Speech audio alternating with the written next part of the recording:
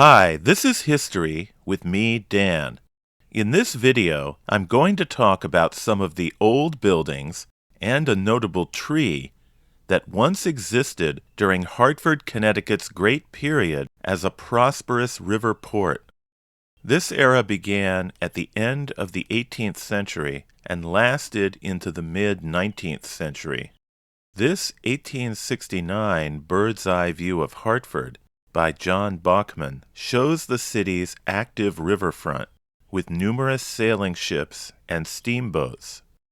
But at the time of this image, the heyday of the river traffic was already passing, and just 2 years later, the Valley Railroad was constructed right through this docklands area, parallel to the river.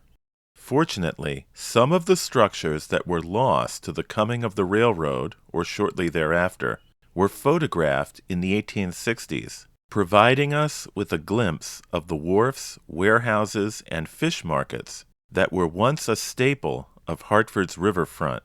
So let's explore these traces of the city's riverborne trade of over 200 years ago.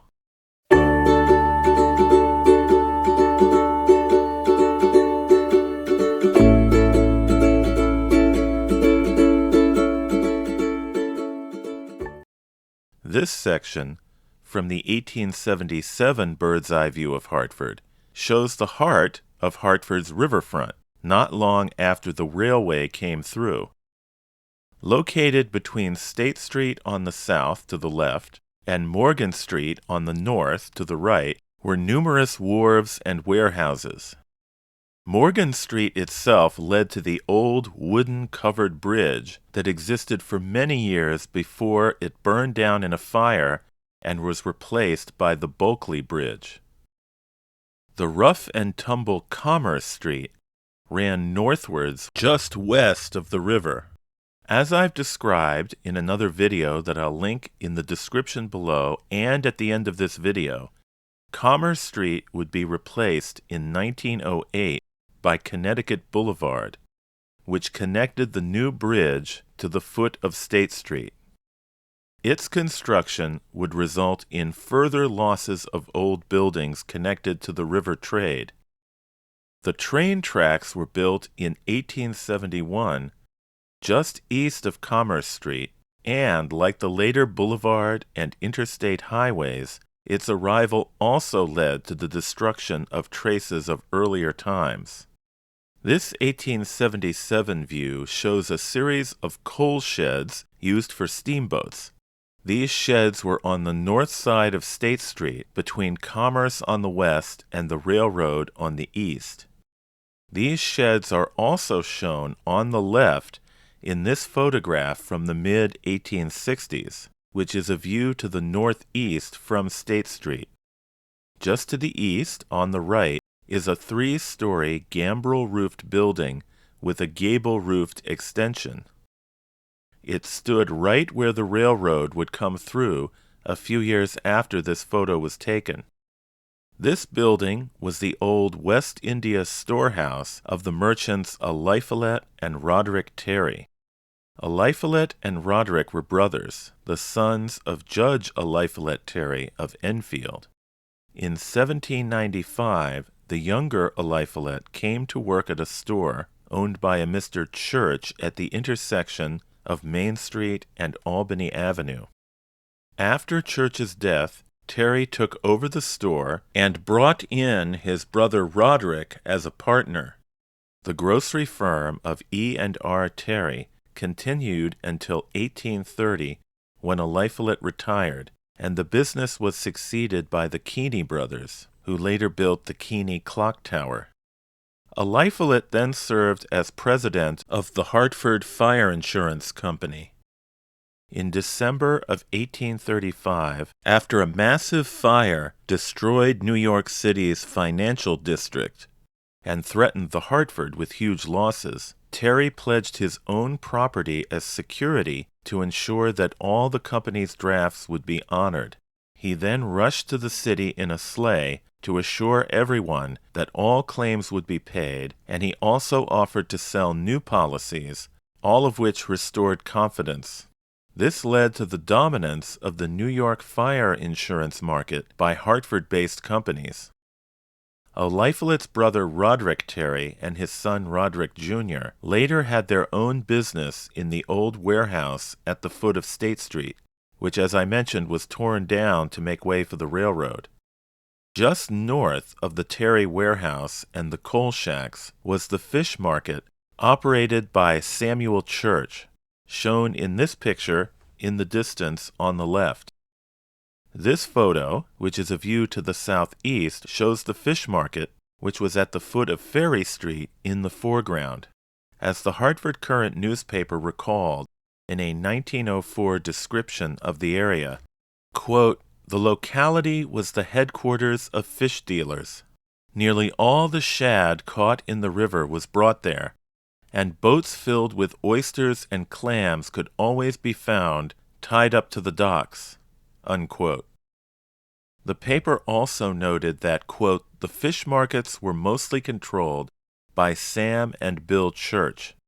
These markets were torn down when the Valley Railroad was built." Unquote.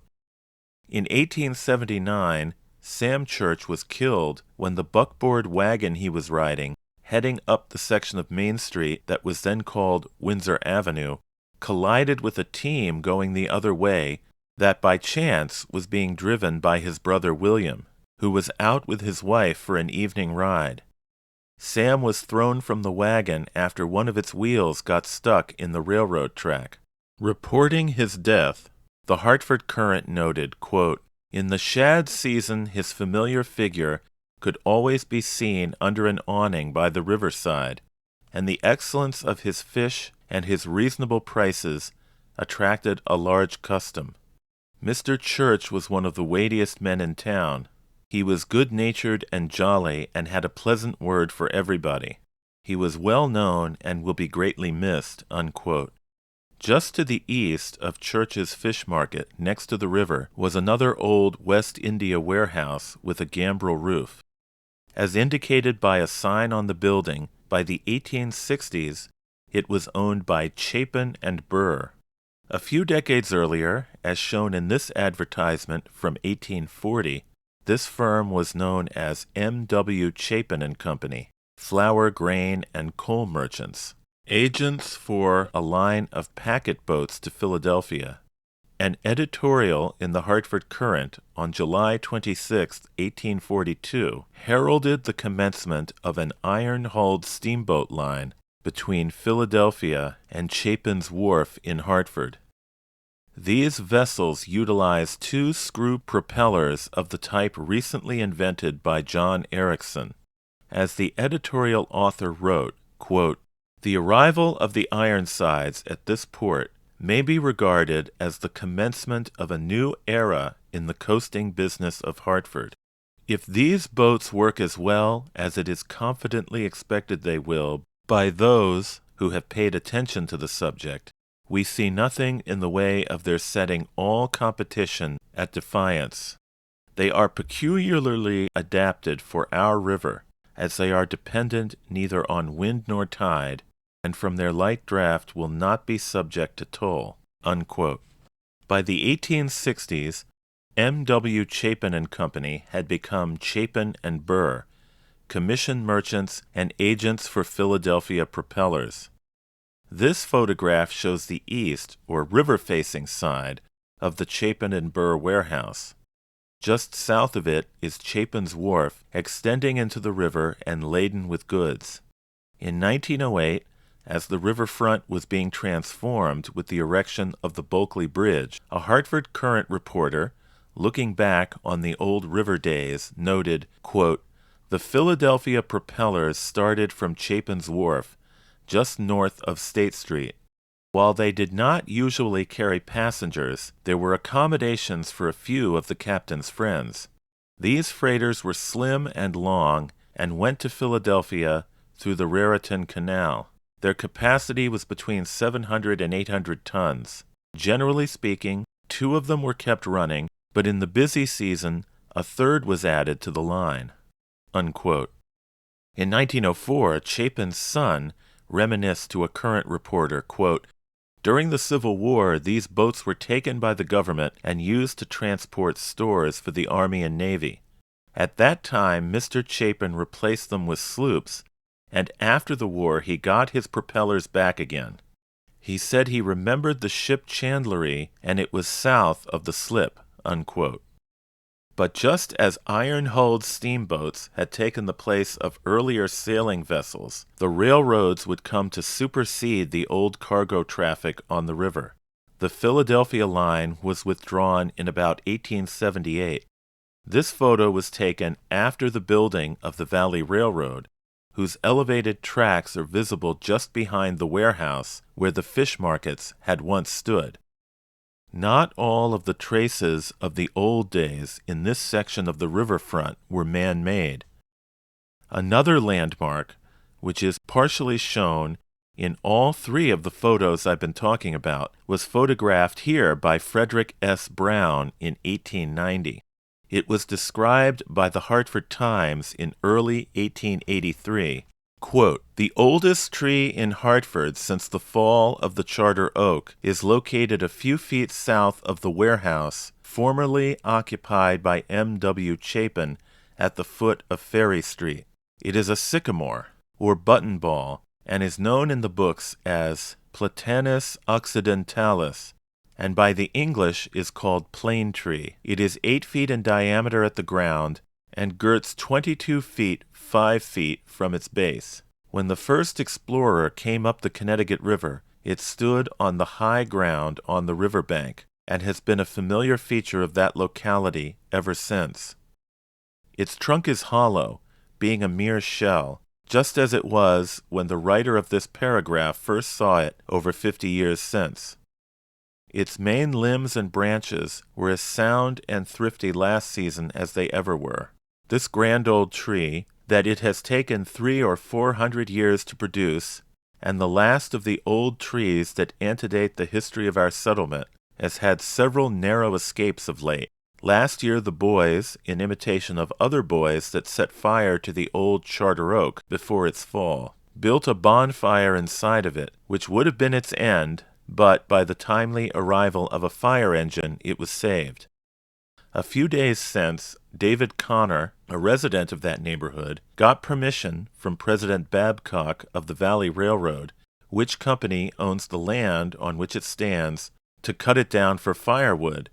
David had succeeded in cutting off a part of the main branches when the attention of Mr. Babcock was called to the fact of its historical importance as the oldest tree in Hartford, and he countermanded the order, and David will remove what he has cut down and give the old tree one more chance. Woodman, spare that tree, unquote. Later that year, the Current noted, quote, "The oldest tree now alive in the city, General Gear thinks, stands a few rods south of and under the foot of Ferry Street. It is believed to be over 300 years old, is 24 feet in circumference at the base, and like the Charter Oak is hollow, and has been submitted to a fiery ordeal. It is a sycamore or buttonball," unquote.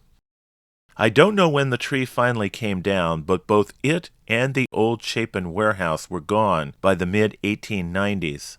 And, as I mentioned, a decade after that, the area was completely transformed to create Connecticut Boulevard, which of course has long since been replaced by I-84. If you want to learn more about Connecticut's lost riverfront, check out my earlier video on the subject. And remember to hit the like button and subscribe to this channel. Thanks for watching.